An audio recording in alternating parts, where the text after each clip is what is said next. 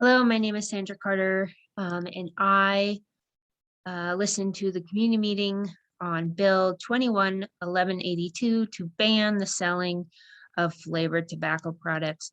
When I first started listening to this hour and 45-minute meeting, I thought it was kind of silly and didn't think it was a really important topic. But as the meeting went along, I learned that there are a lot of health risks to youth because of these selling products, and there's more to this bill than I originally thought.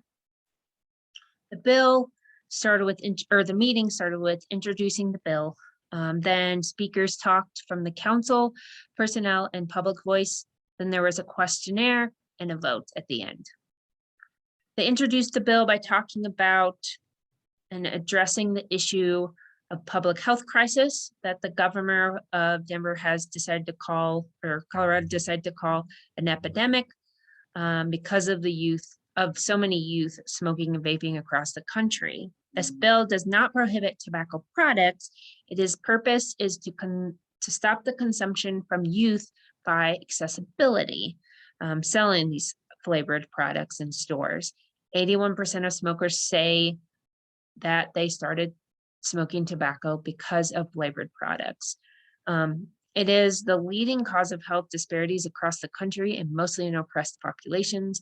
This bill wants to end the ability to sell these products in the area and county of Denver to help limit the youth from even starting to smoke in the first place. Here are some of what the speakers said stood out for me.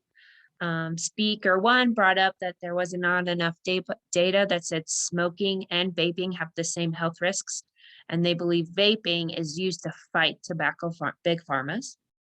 Speaker two was a respiratory therapist and said that he agrees with the bill, except for there are communities that are creating policies to water down this bill.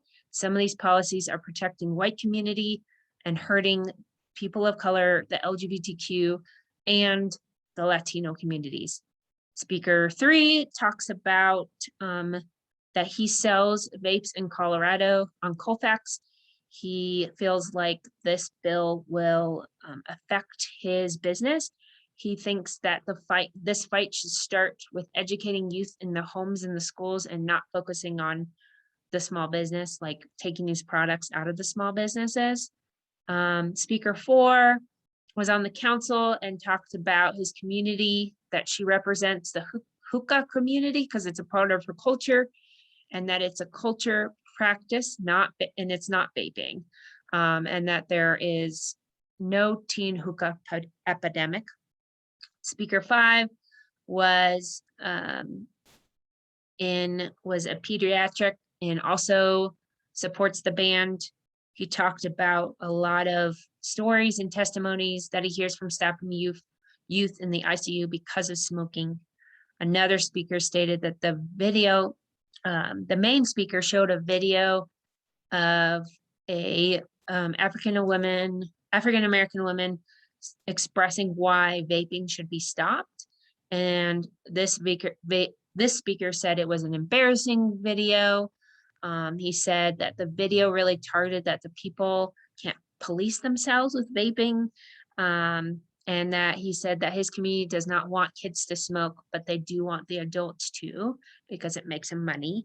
But he believes that we are targeting Black people with this data, or that the speakers are targeting Black people with this data, which is not practicing equality and equitable rights.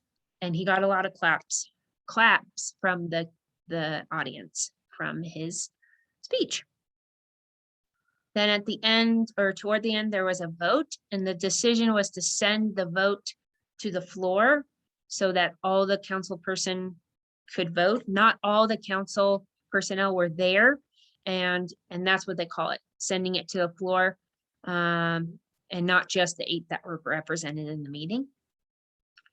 Observations that I have was that there was a lot of unneeded argument at the end about the differences between tobacco products and labeling tobacco products, and what are the regulations around that. And I felt like that was really unneeded, and it really didn't portray in the main meaning of the meeting, and it was like 25 minutes of the meeting. I feel like it was a waste of time.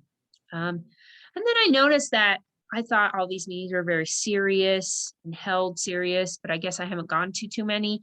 Um, there were people with purple hair, and there were, which I think is awesome. And there were people joking and doing a little banter and having fun, in an, I think, a very appropriate way, but to make it a little lively since it was a very long meeting. And that is all I have.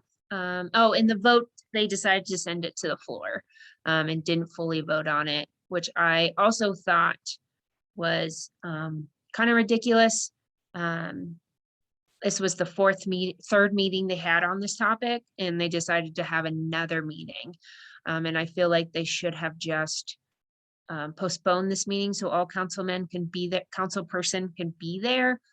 So they wouldn't have to do another whole meeting and waste more time. That's it. Thank you for listening.